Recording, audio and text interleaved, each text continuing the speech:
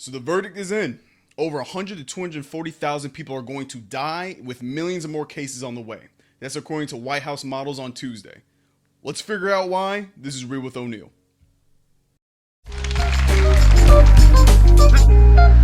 It's real.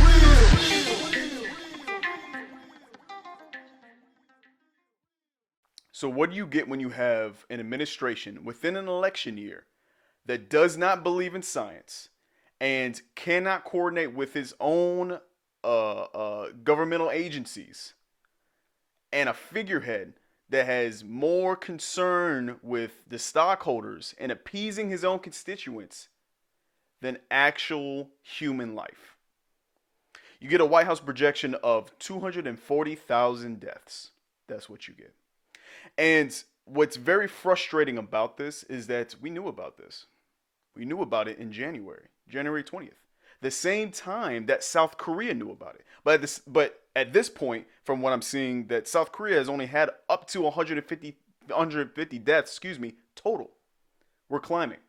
We're over 4,500 now, with more and more cases every single day.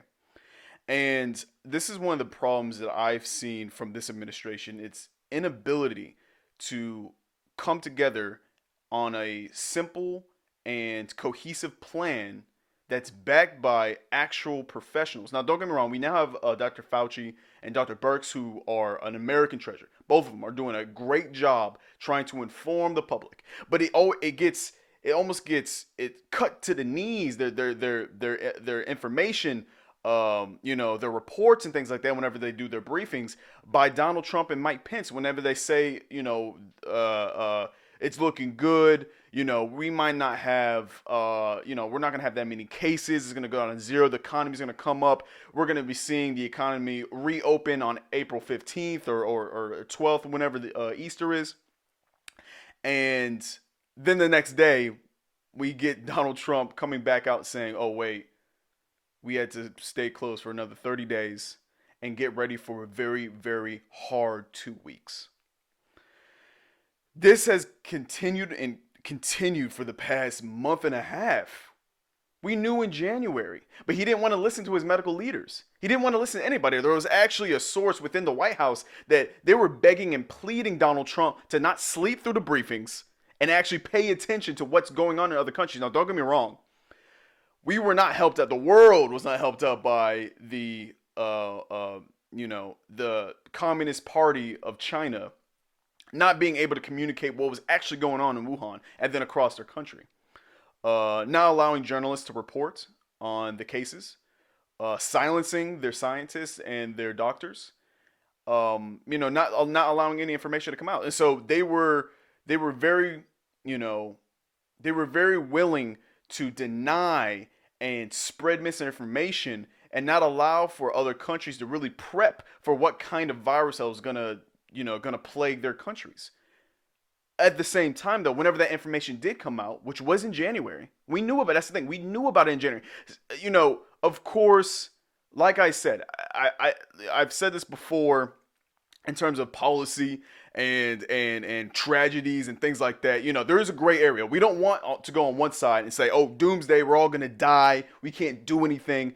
Everything is screwed. Shut down everything. I get that we can't do that. But on the flip side, we can't just believe that it's another hoax or be nonchalant about a specific pandemic, viruses.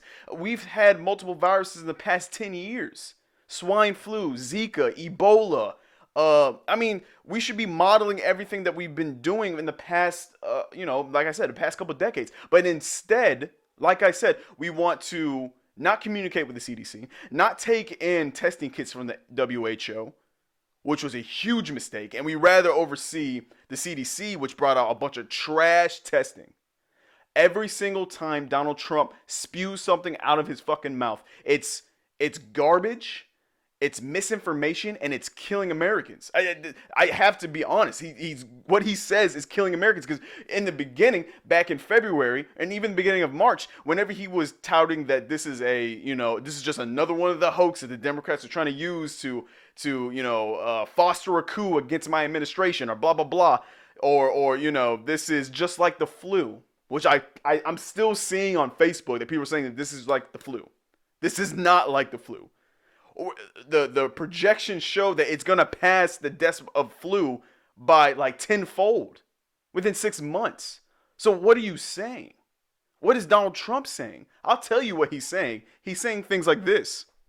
The coronavirus. This is their new hoax. We have it totally under control. One day it's like a miracle, it will disappear.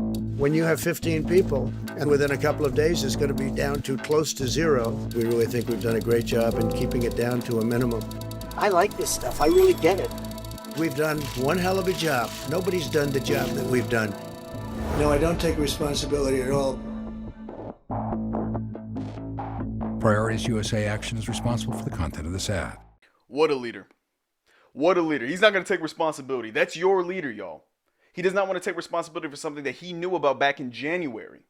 And this is why I'm titling this episode as This Is Just Like AIDS. I'm not making the comparison that AIDS and the coronavirus are the same. The lethality, of course, and the infection rate are different. However, the response to these pandemics is very similar. And the similarities are right there. Unfortunately, they were both Republican candidates, or excuse me, Republican presidents. And they were both science deniers. And both of them are racist and homophobes. And you're seeing that. And the reason why I had to really reiterate on that point is because Reagan knew back in the 80s, or he refused to really know. I mean, there were already medical professionals. There are already people out in the news saying that this is real, that the AIDS epidemic is growing. And it's targeting a specific group of people in the United States. And because it was targeting a specific group in the United States, Reagan chose to ignore it. And he ignored it until it became too big and he couldn't ignore it. Guess what's happening right now? The exact same thing. That's why I have a problem with presidents who don't believe in their scientists and their medical professionals. And they just brush it off as something that's, it's a hoax. I'm gonna gaslight it, and I'm gonna blame Obama. I'll blame the Chinese, which, like I said, you can blame the Chinese, but you can't blame them for how you respond to it. You can't. So, and a little caveat as well. The reason why we call it the COVID-19 and not the Chinese virus is because there is a heightened rate of violence against the Chinese people.